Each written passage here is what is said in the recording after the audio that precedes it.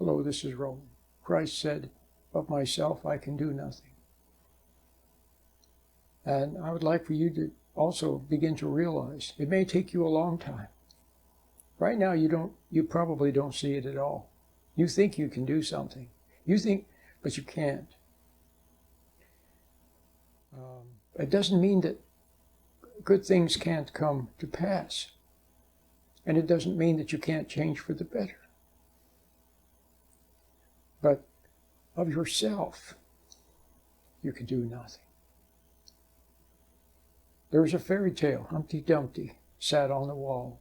Humpty Dumpty had a great fall, and all the king's horses and all the king's men couldn't put Humpty Dumpty together again. You remember? Well, the human race, at the very beginning, had a great fall. It was Adam. You remember the story. Adam was ambitious. He reached for what he was told not to reach for. And he thought that he could become great like a god, big man, through knowledge. That's what the serpent said. Adam believed it. Or at least he doubted the truth. He doubted the truth and he reached. And the human race fell. Adam changed. Now, why did Adam change? Because when he reached, he was obeying another authority. So Adam obeyed another authority. Then he became subject to that authority. He obeyed the other authority and he became subject to it. As a matter of fact, he kind of liked that authority. Because, well, it's like today. Aren't we subject to wrong authorities? See, we are born in the lineage of Adam. We're of the lineage of Adam and Eve. We are from the seed of Adam and Eve. And so we're like them. We're born with the nature that Adam fell to. It's the nature that we're born with. Now, what nature is that? A vain nature. Prideful, craving praise, worship, craving admiration, craving to be a big something, see, and not wanting to admit wrong, and all of that. With a life revolving around food. Remember, it was in the Garden of Eden, it was a food. It was a forbidden food. So our lives revolve around forbidden food. If it's not good for us, candy, French fries, sugary drinks. And if they put in aspartame and artificial sweetener, it's not good for you either. The chemicals are not good for you. Fast food, see? Not good for us. Alcohol, marijuana, drugs, not good for us. See? Forbidden food. And spicy food, altered food. We can hardly eat from God's garden. A simple apple, a simple carrot. We've got to spice it up with sugar and all kinds of spices. And cook it. And spice it. See? And the woman. See? Adam fell for what came through the woman. The temptation to be a big person. And to this day, men are excited by a naughty lady, or any lady, see, who supports his ego. So that's the lineage that we fall from. But now, what I was going to say is that today the serpent is incarnated in the educational matrix, for example, or the medical matrix, or the legal matrix, any kind of a matrix. And so today, we don't like school, bossy teachers, pressure, academic pressure, grade pressure, and so on. But yet we look to those as our authorities, because we think that through them we can become great through knowledge. We can become great. We can be what we want to be and have what we want to have. See? So we like that. And then when we defect from what's good and right and simple, when we defect from the good authorities, then they become our authorities. We may hate them, but they're still our authorities. And as long as you have any ambition at all, as long as you have the slightest ambition to be more than you are, then you will be subject to those authorities because they're in charge of ambition. They're in charge of promising that you can be more than what you were meant to be. See, you can almost not believe that as a simple child of God, you could have it all. You find that very difficult to believe, maybe impossible to believe. You believe that you have to have education, more degrees on the wall, and knowledge, even if it's street knowledge, some kind of knowledge, street knowledge, knowledge about drugs. See, make a lot of money, knowledge about how to fool people and impress people, and knowledge about how to look cool and how to, see? Knowledge. But then when we become a mess through all of our striving, the other thing is we think that we can do it. See, they are the ones that are motivating you, but you think it's your idea. See, and then you strive as they exhort you to strive, to take more classes and get more degrees and to be ambitious and toe the line and don't rock the boat and whatever they ask you to do because you want a piece of the pie. You don't want the system to come down because you want something from the system. So you kind of like the naughty system. See? And you like the idea of maybe getting rich, even though you don't deserve it. See, that's another error, another lie. Adam thought he could become like a god, but he didn't deserve to be like a god. He couldn't become like a god. But you see the idea, to become something that you don't deserve. So we think that would be just great, and so we gamble. See, other people go and lose their money, and the casino becomes rich using their money. And even if you won money, you would be winning the money that was cheated from other people, extracted from other people. So what joy could there be in that? But you always end up losing. So we think of winning the lottery or something like that. See, to get undeserved, something we don't deserve. A government handout, see, that we don't deserve. Benefits that we don't deserve. See? Not that there's anything wrong with having some benefits if you worked hard for them. Okay? But even then you'd be better off just saving your money. So now you see that in order to be ambitious, or in order to be wrong and not have to admit that you're wrong and be sorry, you have to remain subject to those wrong authorities, the ones that extol striving and trying to be something that, see, you weren't meant to be.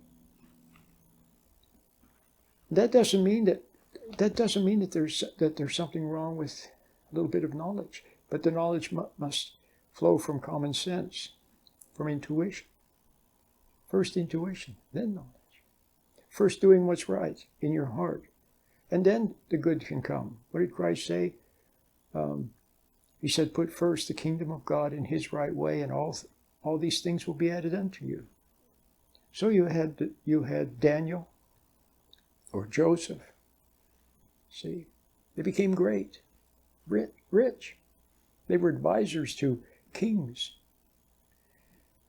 Because they had talent. They worked hard, and their talent and their skill and their ability was recognized.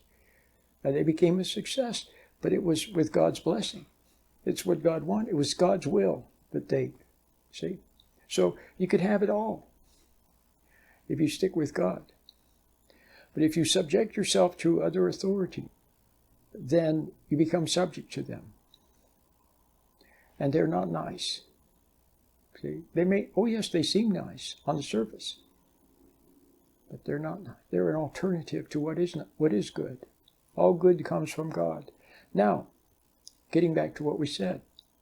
When Adam fell,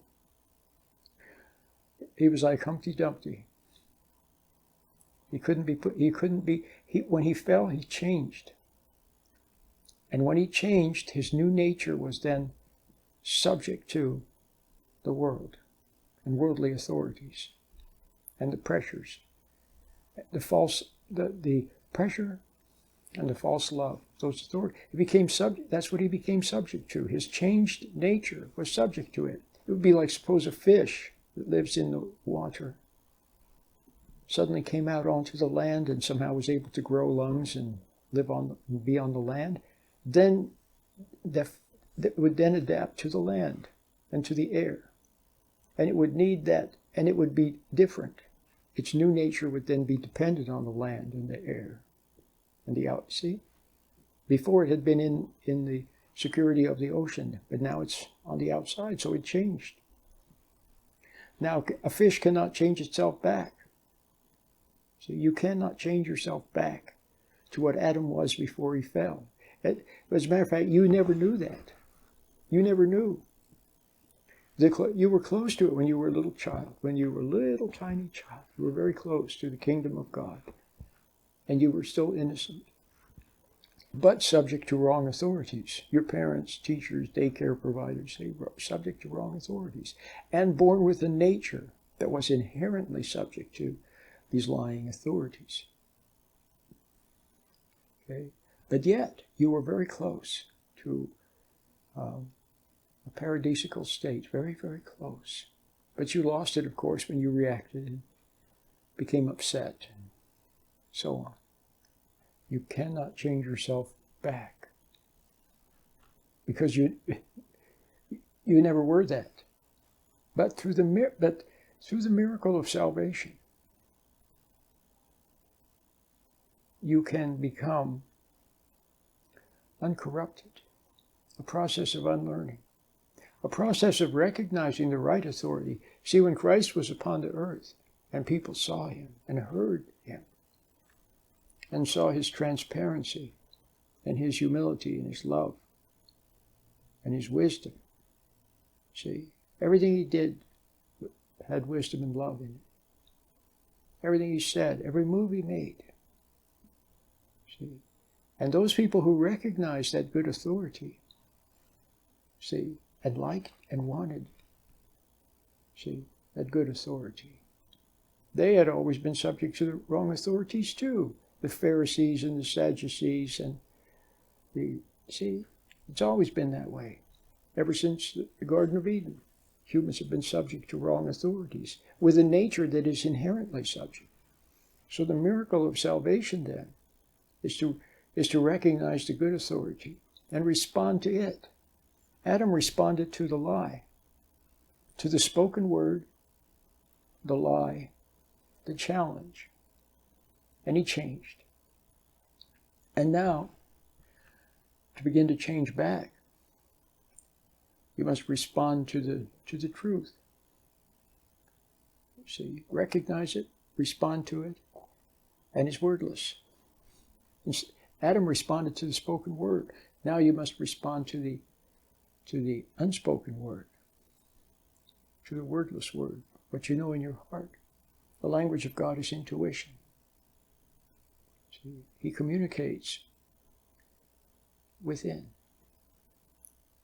by way of his light. His light changes you. See, and there's nothing you can do. A leopard can't change its spots. A giraffe can't become a dog. Okay? You cannot, of yourself, you can do nothing.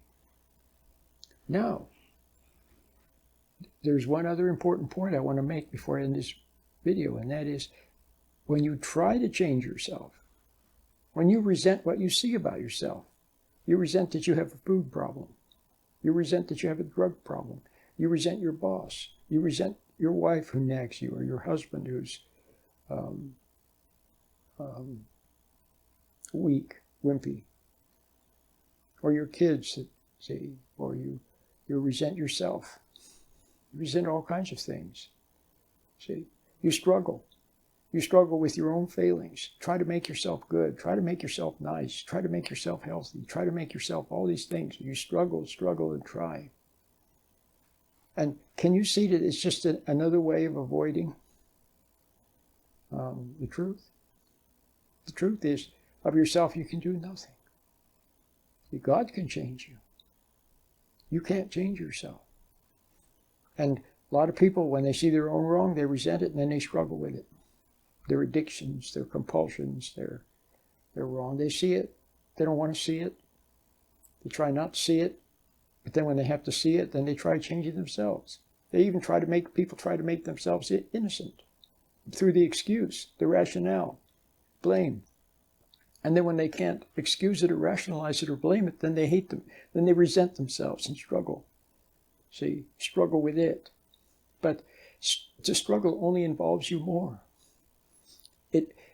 I remember when we were little kids, they had these things, they were called Chinese handcuffs. I don't know if you remember when you were a little tiny kid. I don't think they still have them. But you would slip one over one finger and one over the other finger. And then when you pulled on them, they were woven together, like a basket. They were woven somehow with, I don't know, some kind of reeds or something. But anyway, when you pulled on them, they got tighter. See? So the more you struggle with your issues, or struggle to try to make yourself innocent, try to make yourself good through doing a lot of work and everything, and struggling with your compulsions, all you're doing is becoming entangled in them, and you actually make them stronger. You're giving them energy through your struggle, but you can't change yourself. See? Can you imagine a leopard struggling to try to get rid of its spots, or a giraffe struggling and trying to become like a deer? It just can't be done. No matter how much the giraffe resents his long neck and tries, and he can't make himself into a deer. See, well, you can't make yourself innocent, because the very effort of trying to make yourself innocent is another act of vanity, another act of ego, another act of pride, another act of denial. Christ said, of myself, I can do nothing. But in his perfect humility, see, in his perfect humility, see, was it Paul that said, my strength is made, how did that go?